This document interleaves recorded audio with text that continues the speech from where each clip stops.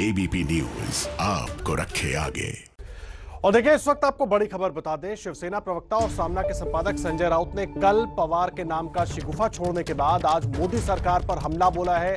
राउत ने सामना में संडे विशेष कॉलम लिखा है कि केंद्र सरकार राज्य सरकारें गिराने में लगी है। राउत ने लिखा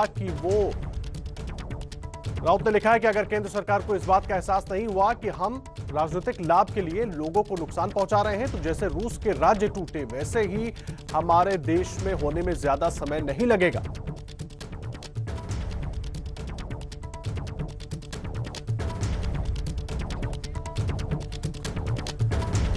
और आइए आपको दिखाते हैं कि सामने में संजय राउत ने लिखा क्या है अपने संडे स्पेशल कॉलम में। उन्होंने क्या कुछ बातें लिखी हैं। राजनीतिक लाभ के लिए लोगों को नुकसान पहुंचा रही है सरकार।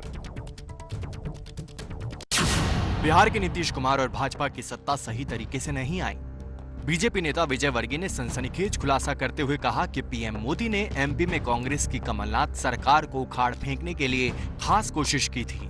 यदि हमारे प्रधानमंत्री राज्य सरकारों को अस्थिर करने में विशेष रुचि ले रहे हैं तो क्या होगा? कश्मीर घाटी में अस्थिरता बरकरार है। चीन ने लद्दाख में घुसपैठ की है। पंजाब के किसानों पर जोर जबरदस्ती का प्रयोग शुरू है। केंद्र सरकार कंगना रनौत और पत्रकार को बचाने के लिए जमीन पर उतर गई। अगर केंद्र सरकार को इस बात का एहसास नहीं हुआ कि हम राजनीतिक लाभ के लिए लोगों को नुकसान पहुंचा रहे हैं, तो जैसे रूस के राज्य टूटे वैसा हमारे देश में होने में ज्यादा समय नहीं लगेगा। 2020 खत्म होने को है। बीतता वर्ष कुछ अच्छा नहीं जा रहा है। नए साल में कौन कौन से फल मिलेंगे उसका भरोसा नहीं। लोग एक काम करें, अपने परिवार को कैसे बचाना है ये देखें। बाकी देश संभालने के लिए मोदी व उनके 2-4 लोग हैं। और देखिए, जो कुछ बातें संजय राउत के इस लेख में कही गई है उस पर बात करने के लिए हमारे साथ इस वक्त जुड़ गए हैं बीजेपी नेता राम कदम। फोन लाइन पर सीधा उनका रुख करते हैं मुंबई से। बहुत स्वागत है आपका राम कदम साहब। मुझे एक बात बताइए, कहना क्या चाह रहे हैं संजय राउत? आपके पुराने साथी हैं और लगातार हमले, इतने तीखे हमले कर रहे हैं केंद्र सरकार के ऊपर, क्यों? देखिए, राजनीति में आरोप प्रत्यारोप और कटाक्ष हम समझ सकते हैं, पर राजनीति इतनी ऊंची होनी नहीं चाहिए कि मां भारती को तोड़ने की बात करे। जिन लाखों शहीदों ने अपने प्राणों को त्याग करके इस देश को आजादी दिलाई, उस मां भारती को तोड़ने की बात शिवसेना कर रही है। यानी सिंहासन और राजनीति का लालच मोह हम समझ सकते हैं, पर उस लालच और मोह में इन्होंने हिंदुत्व त्याग दिया। क्या यदि स्वर्गीय बाला साहब ठाकरे होते तो वे इस बातों को कहते? क्या वे इस बातों से बातों के साथ होते? नहीं होते। स्वर्गीय बाला साहब ठाकरे जी के विचारों के पूरी तरह से बिल्कुल हट करके ये शिवसेना बात कर रही है। ये दुर्भाग्य है।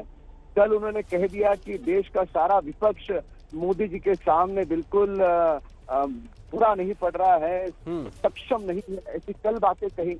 तो कहीं ना कहीं मेट्रो को लेकर के और पूरे साल भर में राज्य को चलाने के लिए उनकी विफलता, ये केंद्र की ओर उंगली दिखा करके नहीं चलेगा।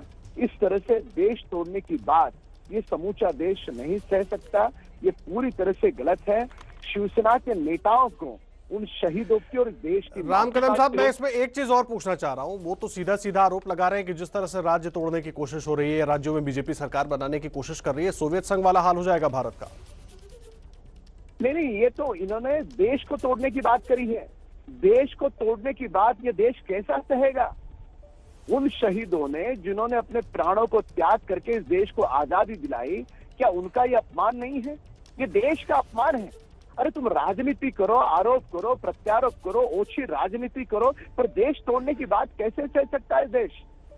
यानी केंद्र के ऊपर उंगली दिखाए ये हम मान सकते हैं, पर किस चीज के लिए?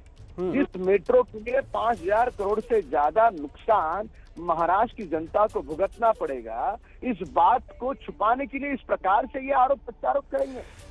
जी, आप रहे राम कदम साहब। नवाब मलिक साहब भी जुड़ गए इस वक्त हमारे साथ फोन लाइन पर, एनसीपी नेता। उनसे भी एक बार बात कर लेते हैं। नवाब मलिक साहब, आखिर कहना क्या चाह रहे हैं संजय राउत? जो सामना में उन्होंने लेख लिखा है, कल वो शरद पवार साहब का गुणगान कर रहे थे कि वो अगर यूपी के अध्यक्ष बनते हैं तो विपक्ष एकजुट हो जाएगा, विपक्ष को एक नई लीडरशिप मिल जाएगी। आज वो ऐसी बात कर रहे हैं कि जिस तरीके से राज्यों को तोड़ने की कोशिश हो रही है वो सोवियत संघ वाला हाल कर देगा देश का। कहना क्या चाह रहे हैं और आप लोग इसको क्या सपोर्ट करते हैं? समर्थन है आपका इसको? ये किसी अखबार या किसी संपादक का अपने विचार रखने का उनका अधिकार है। अगर कोई अखबार कुछ कहता है या कोई संपादक कोई सूचित करता है तो उसके बारे में उनका अपना विचार हो सकता है, अन्य दलों का या किसी व्यक्ति का विचार है। तो विचार को लेके आप जैसे चाहते हैं, हमें लगता है वो अपना विचार है, लेकिन कहीं न कहीं संकेत दे रहे हैं कि राज्यों के अधिकारों का हनन केंद्र की सरकार कर रही है। उसमें किसी भी प्रकार की दुमत नहीं। चाहे बंगाल से 3 IPS को विड्रॉ करने का काम हो, चाहे महाराष्ट्र की राज्य सरकार के कामों में अड़चने पैदा करने का काम हो, बीजेपी की सरकारें नहीं होंगी, उन्हें हम काम करने नहीं देंगे। क्षेत्रीय भावनाएं अगर इसी तरह से आहत होती रही, ठीक है, तो केंद्र की सरकार को ये सोचना पड़ेगा।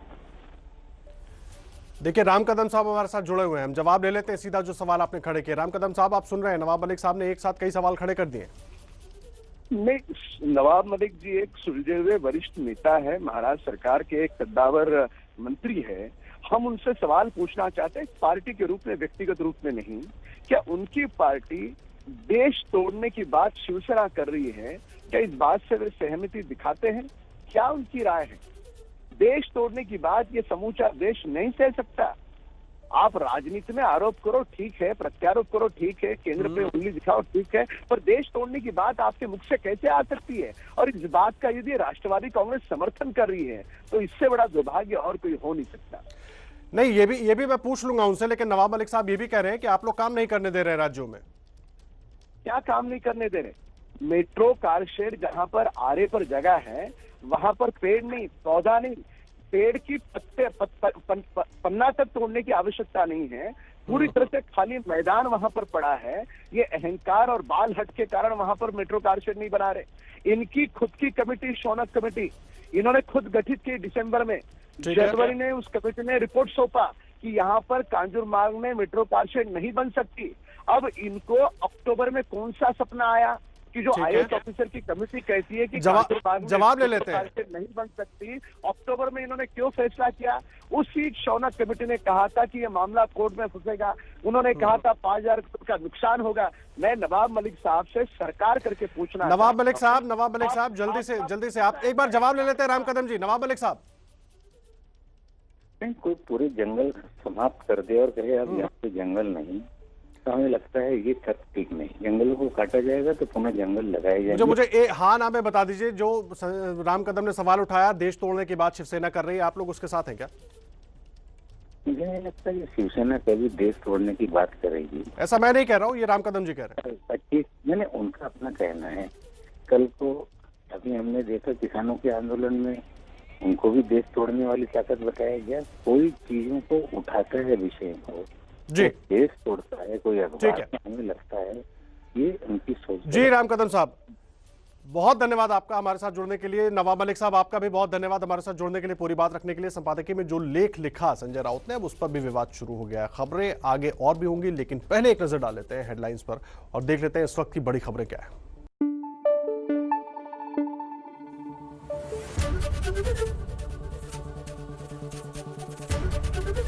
ABP न्यूज आपको रखे आगे।